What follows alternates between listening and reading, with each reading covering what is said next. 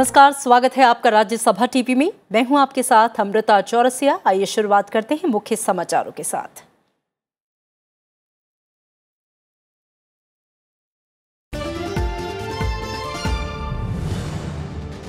इकतीस जनवरी से 13 फरवरी तक चलेगा संसद का बजट सत्र। 31 जनवरी को संसद के केंद्रीय कक्ष में होगा राष्ट्रपति रामनाथ कोविंद का अभिभाषण। 1 फरवरी को पेश किया जाएगा अंतरिम बजट।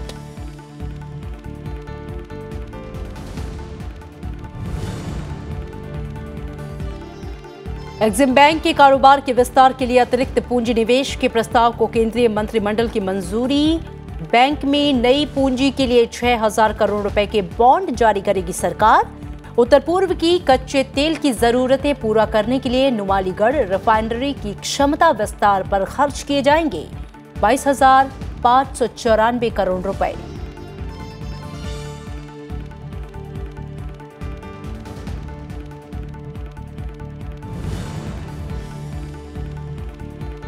ग्लोबल एविएशन समिट में सरकार ने जारी की एयर कार्गो पॉलिसी। 2025 तक भारत को दुनिया के टॉप 5 एयर कार्गो बाजारों में शामिल करने का लक्ष्य।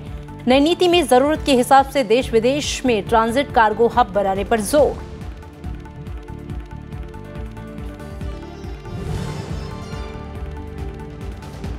ग्यारह फरवरी से ही नीलामी के जरिए शुरू होगी डीडी फ्री डिश के डीटीएच स्लॉट आवंटित करने की प्रक्रिया। दूरदर्शन की रिवाइज फ्री डिश पॉलिसी में सालाना आधार पर खाली स्लॉट की होगी ई नीलामी। प्रसार भारती के सीईओ ने कहा, डीडी की फ्री डिश पर उपलब्ध कंटेंट की विविधता और क्षेत्रीय भाषाओं की पहुंच बढ़ाना नई संशोधित नीति का मकसद।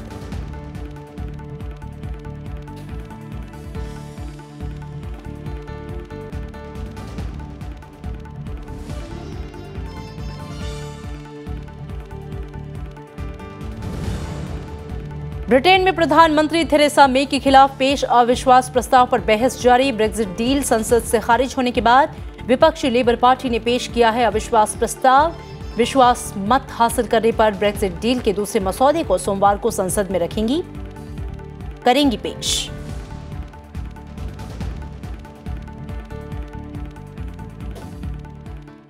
और संसद का बजट सत्र 31 जनवरी से 13 फरवरी तक चलेगा। 31 जनवरी को संसद के केंद्रीय कक्ष में राष्ट्रपति का अभिभाषण होगा। 1 फरवरी को संसद में अंतरिम बजट पेश किया जाएगा। तो आपको बता दें, जो जानकारी आई है उसके मुताबिक इस बार का जो बजट सत्र है वो 31 जनवरी से 13 फरवरी तक चलेगा।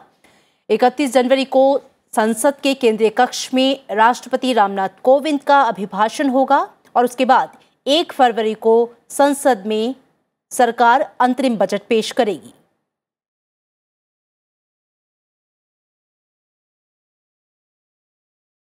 केंद्र सरकार ने बीपीसीएल की नुमालीगढ़ रिफाइनरी के विस्तार योजना को मंजूरी दे दी है और इसके लिए 22,594 करोड़ रुपए की विस्तार योजना को मंजूरी दी गई।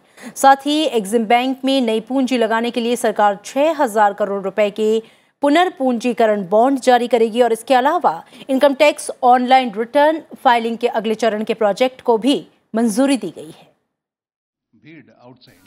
केंद्रीय कैबिनेट ने बीपीसीएल की नुमालीगढ़ रिफाइनरी के विस्तार योजना को मंजूरी दे दी है। कैबिनेट ने नुमालीगढ़ रिफाइनरी के 22,594 करोड़ रुपए की विस्तार योजना को मंजूरी दी है। केंद्रीय मंत्री पीयूष गोयल ने कैबिनेट में हुए अहम फैसलों की जानकारी देते हुए कहा कि विस्तार योजना में पारादीप से नुमालीगढ़ तक कच्चे तेल की पाइपलाइन और नुमालीगढ़ से सिलीगुड़ी तक उत्पादन पाइपलाइन बिछाना शामिल है। रिफाइनरी की क्षमता 3 मिलियन टन से बढ़ाकर 9 मिलियन टन तक की जाएगी। इस प्रोजेक्ट के 4 साल में पूरा होने की उम्मीद है। क्षमता बढ़ने से उत्तर पूर्व की कच्चे तेल की जरूरतों को पूरा किया जा सकेगा, जिससे वहां विकास की रफ्तार को गति मिलेगी।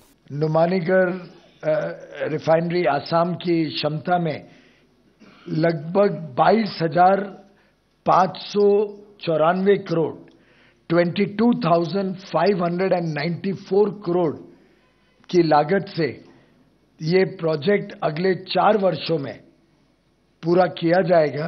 इसमें क्रूड ऑयल की पाइपलाइन पैराडीप से नुमालीगढ़ भी लगेगी और जो फिनिश प्रोडक्ट है उसकी पाइपलाइन नुमालीगढ़ से सिलीगुड़ी तक लगाने का भी निर्णय कैपेसिटी एक्सपेंशन के साथ साथ लिया गया है।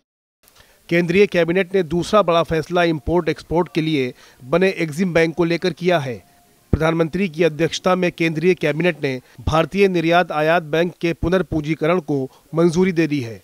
भारतीय निर्यात आयात बैंक में नई पूंजी लगाने के लिए केंद्र सरकार 6,000 करोड़ रुपए के पुनर्पूंजीकरण बॉन्ड जारी करेगी। कैबिनेट ने एग्जिम बैंक की अधिकृत पूंजी को 10,000 करोड़ रुपए से बढ़ाकर 20,000 करोड़ रुपए करने की मंजूरी दी है। 6,000 करोड़ एग्जिम बैंक की इक्विटी कैपिटल में रिकैपिटलाइजेशन बॉन्ड्स के माध्यम से दिया जाएगा और इसी के साथ साथ जो ऑथराइज्ड शेयर कैपिटल है एग्जिम बैंक का, इसको 10,000 करोड़ से बढ़ा के अब 20,000 करोड़ रुपए अप्रूव कर दिया गया है। इसके अलावा कैबिनेट ने income tax online return filing के अगले चरण के प्रोजेक्ट को भी मंजूरी दे दी है। साथ ही केंद्रीय कैबिनेट ने अलग अलग राज्यों में 13 नए विश्वविद्यालय के निर्माण के अनुमानित खर्च को भी मंजूरी दी है। इन नए विश्वविद्यालयों का निर्माण हिमाचल प्रदेश और गुजरात के अलावा कोरापुट, भटिंडा, अजमेर समेत 13 जगहों पर किया जाएगा। मोहम्मद फातेह टीपू, राज्यसभा टीवी। और केंद्र सरकार ने देश के उच्च शिक्षण संस्थानों में आर्थिक रूप से कमजोर वर्ग के लोगों के लिए 10% आरक्षण लागू करने का फैसला किया है। इसे लागू करने के लिए उच्च शिक्षण संस्थानों में 25% सीटें बढ़ाई जाएंगी। ये फैसला अगले शिक्षा सत्र से लागू होगा। देश भर के 40,000 कॉलेजों और 900 यूनिवर्सिटी में 10% आरक्षण कोटा इसी शैक्षणिक सत्र से लागू किया जाएगा। मानव संसाधन मंत्री प्रकाश जावड़ेकर ने कहा है कि ये फैसला सरकारी संस्थानों के साथ सभी निजी शिक्षण संस्थानों पर भी लागू होगा। All India survey on higher education के मुताबिक देश भर में फिलहाल 32,426 निजी कॉलेज और यूनिवर्सिटी हैं। इसी वर्ष से कॉलेज और यूनिवर्सिटीज में और बाकी IIT, IIIT, NIT, हमारी सारी संस्थाओं में, सेंट्रल यूनिवर्सिटीज, सभी जगह आरक्षण 10% मिलेगा। ये एक्स्ट्रा रहेगा। सरकार ने ये साफ किया है कि इस फैसले का असर पहले से आरक्षित SC, ST, OBC और अन्य श्रेणियों पर नहीं पड़ेगा। इसके लिए अलग से 25% सीटें बढ़ाई जाएंगी। किसी भी आरक्षण को जो पहले से है उसको धक्का न लगाते हुए, उसको कुछ भी आंच न लाते हुए यह आरक्षण दिया जाएगा। इसलिए लगभग 25% प्रवेश बढ़ेंगे और ये कार्यक्रम एक कालबद्ध चरण में होगा। दरअसल सामान्य वर्ग के आर्थिक रूप से कमजोर लोगों को सरकारी नौकरियों और शैक्षणिक संस्थानों में 10% के आरक्षण के बिल को राष्ट्रपति ने मंजूरी दे दी है। अब तक गुजरात और झारखंड राज्य ने इस कानून को लागू कर दिया है। Anu Diwan, Rajya Sabha TV. Flying for all की थीम पर 2 दिन का ग्लोबल एविएशन समिट मुंबई में आज खत्म हो गया। इसमें सरकार ने बहुप्रतीक्षित एयर कार्गो पॉलिसी जारी की है। इसमें 2025 तक भारत को दुनिया के शीर्ष 5 एयर कार्गो बाजार में शामिल करने का लक्ष्य रखा गया है। ग्लोबल एविएशन समिट के दूसरे दिन बुधवार को मुंबई में सरकार ने एयर कार्गो पॉलिसी डॉक्यूमेंट जारी किया। इसमें तीनों तरह के एयर कार्गो को शामिल किया गया है। घरेलू कार्गो में देश भर में माल की आसानी से ढुलाई सुनिश्चित करना, अंतर्राष्ट्रीय कार्गो के तहत देशी सामान का निर्यात और विदेशी माल के आयात की सुविधा मुहैया कराना। वहीं ट्रांजिट अंतर्राष्ट्रीय कार्गो के तहत देश और दुनिया के दूसरे हिस्सों में जरूरत के हिसाब से ट्रांजिट कार्गो हब बनाना शामिल है। भारत का कार्गो उद्योग दुनिया भर में सबसे तेजी से बढ़ते बाजारों में से एक है, लेकिन वैश्विक बाजार में अभी इसकी हिस्सेदारी महज 2% है। पिछले 5 सालों में ये 17% की सालाना की दर से बढ़ा है और 2016-17 में ये 22,000 करोड़ रुपए का था। In the last few years, we are seeing that a global trade has contracted and a global economy has expanded a little bit more.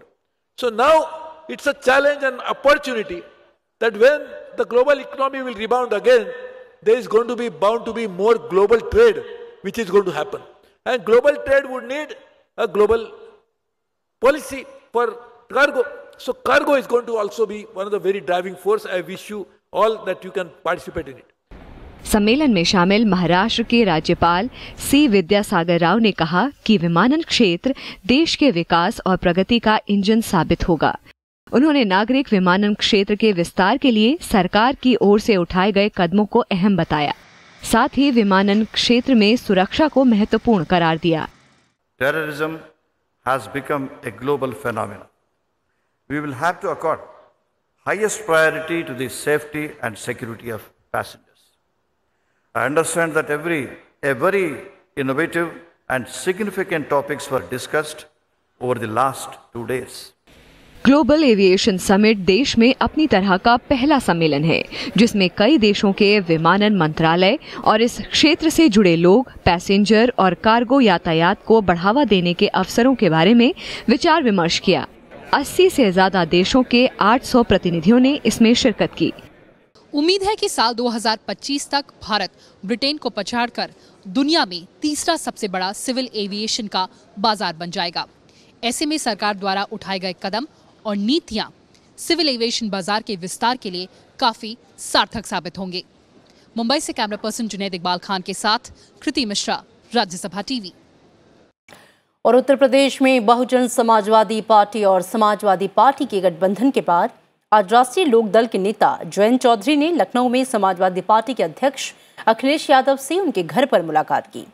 Jayant Chaudhary ने मुलाकात को सफल बताया। प्रदेश की 80 लोकसभा सीटों पर एसपी और बीएसपी 38 सीटों पर चुनाव लड़ेंगे, जबकि 2 सीटें कांग्रेस और 2 सीट अन्य के लिए छोड़ी गई हैं।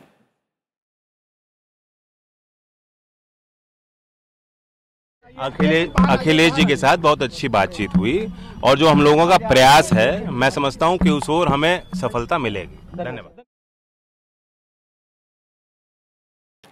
वहीं उत्तर प्रदेश के बीजेपी प्रभारी जेपी नड्डा नियुक्ति के बाद पहली बार लखनऊ पहुंचे। यहां पे उन्होंने एक प्रेस वार्ता को संबोधित किया। जेपी नड्डा ने एक सवाल के जवाब में कहा कि प्रधानमंत्री नरेंद्र मोदी के नेतृत्व में सरकार ने कई विकास के काम किए।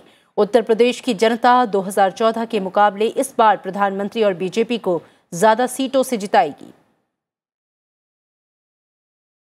कि भारतीय जनता पार्टी का चुनाव विकास पर और देश को प्रगति की ओर ले जाने पर है और हम सभी बातों को आंकड़ों समेत हम आगे बढ़ाते हैं और जो हमने काम किया है उसको हम रखते हैं। हमारा ये विश्वास है कि मोदी जी को भारत की जनता, उत्तर प्रदेश की जनता all time record break support करेगी। पूरा समर्थन हमको मिलेगा। केंद्रीय मंत्री मनोज सिन्हा ने कहा है कि माइक्रोवेव स्पेक्ट्रम के ठेकों को लेकर लगाए जा रहे आरोप बेबुनियाद और राजनीतिक हैं। इसमें किसी तरह की कोई हानि नहीं हुई है। सारे फैसले नियम और प्रक्रिया के तहत पारदर्शी तरीके से लिए गए। मनोज सिन्हा ने कहा कि जिनको तथ्यों की जानकारी नहीं है वो ये सवाल उठा रही हैं। सीएजी की रिपोर्ट पर मनोज सिन्हा ने कहा कि सीएजी एक संवैधानिक संस्था है और उसकी ओर से जो सवाल उठे हैं उनका जवाब दिया जा चुका है और तथ्यात्मक स्थिति से अवगत भी कराया जा चुका है। सीएजी की रिपोर्ट का जवाब हम लोगों ने भेज दिया है और मैं समझता हूं सीएजी उससे पूर्णतः संतुष्ट होगी। सीएजी एक संवैधानिक संस्था है, उसका हम आदर करते हैं और कभी कभी पूरे तथ्यों की जानकारी न होने के कारण भी कुछ रिपोर्ट आ जाती है जिसका विवरण यहां से चला गया है। दूरदर्शन 11 फरवरी से 38वीं ई नीलामी के जरिए डीडी फ्री डिश के डीटीएच स्लॉट आवंटित करने की प्रक्रिया शुरू कर रहा है। दूरदर्शन की रिवाइज फ्री डिश पॉलिसी में सालाना आधार पर खाली स्लॉट के लिए ई नीलामी की जाएगी। अलग अलग भाषाओं के 5 बकेट में स्लॉट के लिए आरक्षित मूल्य निर्धारण किए गए हैं। इस नीलामी में सूचना और प्रसारण मंत्रालय की ओर से लाइसेंस हासिल करने वाले चैनल हिस्सा ले सकेंगे। नई संशोधित नीति का मकसद डीडी फ्री डिश पर उपलब्ध कंटेंट की विविधता को बढ़ाने, खासकर क्षेत्रीय भाषाओं की पहुंच को बढ़ाना है। दूरदर्शन की रिवाइज फ्री डिश पॉलिसी को लेकर प्रसार भारती के सीईओ शशि शेखर वेम्पटि ने राज्यसभा टीवी से खास बातचीत की। दूरदर्शन अपनी नई फ्री डिश पॉलिसी रिवाइज कर रहा है। आइए जानते हैं ज़्यादा हम सीईओ प्रसार भारती से। सर, आप क्या कहना चाहेंगे? क्या जो रिवाइज पॉलिसी वो क्या कह रही है? जो DD free dish DTH platform है, ये भारत में एक ओपन एक्सेस प्लेटफॉर्म है। इसके तहत कंज्यूमर्स को कोई मंथली सब्सक्रिप्शन फ़ी नहीं देना पड़ता है, ये बिल्कुल मुफ्त है। और एक बार बस सेट टॉप बॉक्स खरीद लें और डिश लगवा लें तो इनको बहुत सारे चैनल्स मिलेंगे इस प्लेटफॉर्म के ज़रिए। तो इसका जो सिस्टम है, जिस तरीके से प्राइवेट निजी चैनल्स इस प्लेटफॉर्म पे आ सकते थे, ये 2011 में TDSAT का एक ऑर्डर था, उसको इम्प्लीमेंट करते हुए ई-ऑक्शंस लाए गए थे और ये कई सालों से ई-ऑक्शंस चल रहे हैं। अभी कुछ महीने पहले हमने ई-ऑक्शंस को रोक रखा था ताकि ये पॉलिसी को हम रिव्यू करें, क्योंकि इसमें पहले सिर्फ 2 कैटेगरी होते थे, न्यूज़ और नॉन न्यूज़, और इससे काफ़ी सारे जॉनराज और लैंग्वेजेस के चैनल्स छूट गए थे। तो अभी जो नया पॉलिसी बना है, इसमें हम 5 कैटेगरी फ्री डिश के होंगे। इसमें ये एडवांटेज होगा कि जो लैंग्वेजेस और चैनल्स और जो जॉनरास अभी फ्री डिश पे नहीं है, उनको एक लोअर एंट्री पॉइंट मिलेगा और इसके लिए रिजर्व प्राइस जो है हमने कम रखा है। और जो हायर पोटेंशियल वाले जो पॉपुलर जॉनरा और लैंग्वेज है, जैसे हिंदी एंटरटेनमेंट, हिंदी मूवीज़ वगैरह, इनके लिए हमने हायर रिजर्व प्राइस रखा है। तो ये इस बेसिस पे नई पॉलिसी बनी है और इससे ये होगा कि जो भारत देश में 3 करोड़ के आसपास जो घर हैं जिनमें डीडी फ्री डिश आज उपलब्ध है, उन सबको कई तरह के चैनल्स और लैंग्वेजेस में कंटेंट मिलेगा। सर, इस रिवाइज पॉलिसी से आपको लगता है, because you have taken diversity into focus, so आपको लगता है कि आपका जो रीच है वो और बढ़ेगा इससे? हाँ, बिल्कुल। इससे अभी आप देखेंगे भारत में जो एनालॉग पहले टेरेस्ट्रियल टीवी चलता था, वो अब पूरी तरह से ख़त्म हो गया है। तो सिर्फ डीडी फ्री डिश एक प्लेटफॉर्म है जो भारत के हर कोने तक पहुंचता है और जिस तरह से हम नए पॉलिसी में अन्य लैंग्वेजेस और अन्य जॉनरास को हमने स्पेस दिया है, इससे बिल्कुल रीच बढ़ेगा। सर, जो नई DTH पॉलिसी आने वाली है ट्राई की, उससे आपका कोई रिवाइज पॉलिसी का कोई कनेक्शन है क्या आपस में? हाँ, ये एक अच्छा सवाल है। मैं एक क्लैरिफाई कर दूं कि TRAI का जो टैरिफ ऑर्डर है वो निजी प्राइवेट जो DTH और केबल प्लेटफॉर्म्स हैं उनके लिए एप्लीकेबल है। डीडी फ्री डिश इसके दायरे में नहीं आता है, क्योंकि डीडी फ्री डिश एक ओपन एक्सेस प्लेटफॉर्म है, इसमें कोई मंथली फ़ी नहीं होती है, तो इसका कोई रेलेवेंस नहीं है। और वाराणसी में होने वाले प्रवासी भारतीय सम्मेलन में उत्तर प्रदेश सरकार ने काशी आतिथ्य के नाम से खास व्यवस्था की है और इस व्यवस्था के तहत काशी के निवासियों ने स्वैच्छिक तौर पर विदेश से आने वाले भारतीय लोगों को अपने निवास में ठहराने का इंतजाम किया है। इसके माध्यम से आगंतुक अतिथि स्थानीय संस्कृति से रूबरू हो सकेंगे। ये परिवार अपने घर पर ठहरने वाले अतिथियों के लिए गाइड का काम भी करेंगे। उन अतिथियों को काशी विश्वनाथ मंदिर के अलावा गंगा के किनारे की आरती के दर्शन भी कराया जाएगा।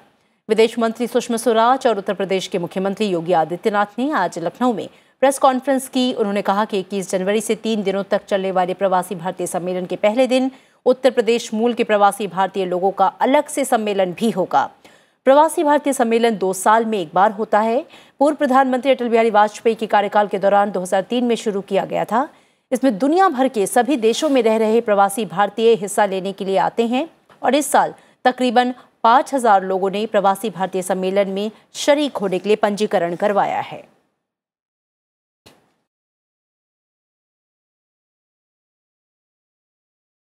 जहाँ काशीवासी उमड़ घुमड़ कर कह रहे हैं कि वो आए तो हमारे घरों में रुकें, हम अतिथि देवो भव की परंपरा निभाना चाहते हैं, तो काशी के आतिथ्य की श्रेणी में काशीवासी जिन्होंने अपने नाम लिखा है कि हमारे घरों में लोग रहें, उनमें भी रहने का प्रबंध किया गया है।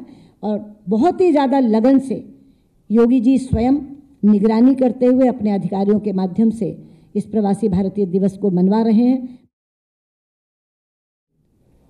स्वाभाविक रूप से उत्तर प्रदेश के अंदर निवेश की जो संभावनाएं बन रही हैं या उत्तर प्रदेश में विकास की जो योजनाओं को हम आगे बढ़ा रहे हैं या टूरिज्म की दृष्टि से विगत 1.5-2 वर्ष के दौरान उत्तर प्रदेश ने जो एक लंबी छलांग लगाई है, इन सब के साथ जुड़ने के वे सभी उत्सुक हैं और इन कार्यक्रमों को उनके सामने प्रस्तुत करने और उनके अनुभव का लाभ इस अवसर पर लेने का भी हम लोग प्रयास करेंगे। राष्ट्रपिता महात्मा गांधी की 150वें जयंती वर्ष के मौके पर गुजरात के भावनगर जिले में आज से 150 किलोमीटर लंबी पदयात्रा की शुरुआत हुई। केंद्रीय मंत्री मनसुख लाल मांडविया ने कहा कि महात्मा गांधी के मूल्य आज ज्यादा प्रासंगिक है। और आधुनिक समस्याओं के हल भी गांधी जी के शिक्षा के मॉडल में ढूंढे जा सकते हैं। हफ्ते भर की पदयात्रा के समापन पर 22 जनवरी को प्रधानमंत्री नरेंद्र मोदी वीडियो कॉन्फ्रेंसिंग के जरिए संबोधित करेंगे।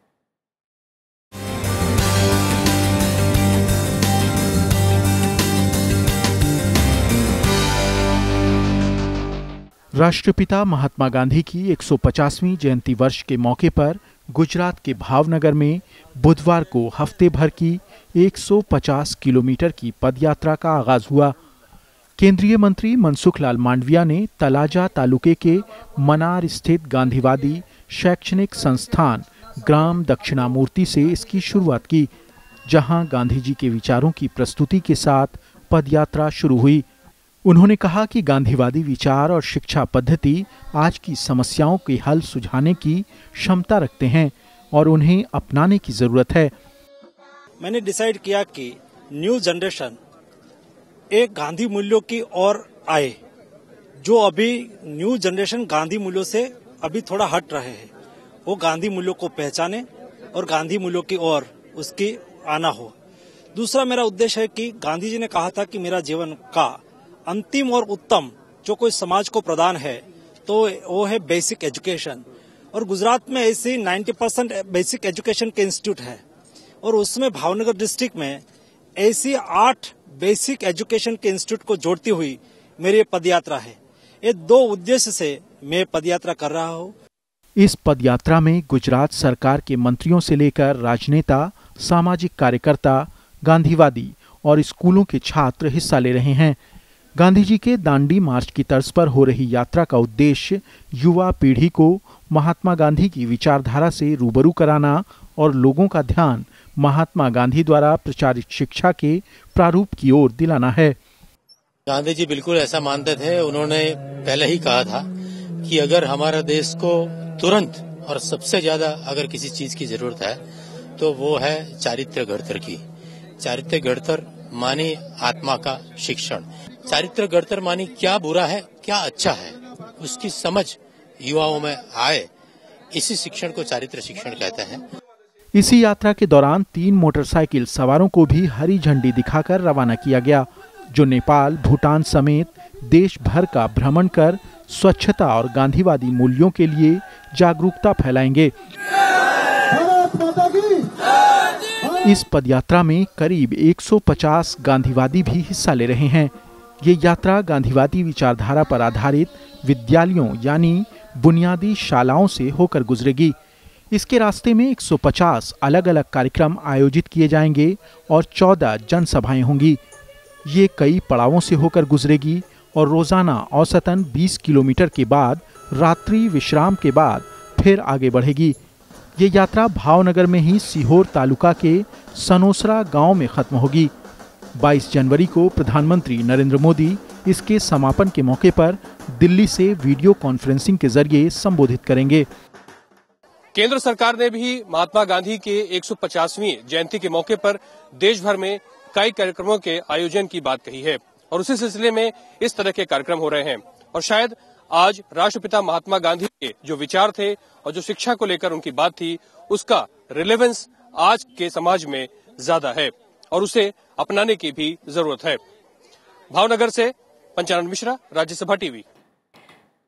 ब्रिटेन की संसद में प्रधानमंत्री थेरेसा मे के खिलाफ अविश्वास प्रस्ताव पर बहस चल रही है। अपनी सरकार पर विश्वास जताते हुए थेरेसा मे ने यूरोपीय संघ से अलग होने के फैसले को महत्वपूर्ण बताया है।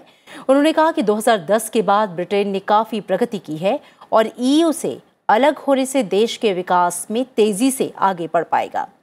इससे पहले यूरोपीय संघ ने ब्रिटेन के अलग होने की प्रधानमंत्री थेरेसा मे की योजना को ब्रिटिश संसद ने खारिज कर दिया है। ब्रेक्जिट डील के विरोध में 432 और समर्थन में 202 वोट पड़े थे। While delivering Brexit is an important and key element of government, it is also important that we build on the progress made since 2010 and lead this country towards the brighter, fairer, more prosperous future it deserves. And I'm going to make some progress before I take any further interventions. I believe that this government has a record to be proud of, a record that demonstrates that our policies and principles are more than words. और इसी के साथ इस bulletin में मेरे साथ इतना ही, लेकिन आप देखते रहिए राज्यसभा टीवी। नमस्कार।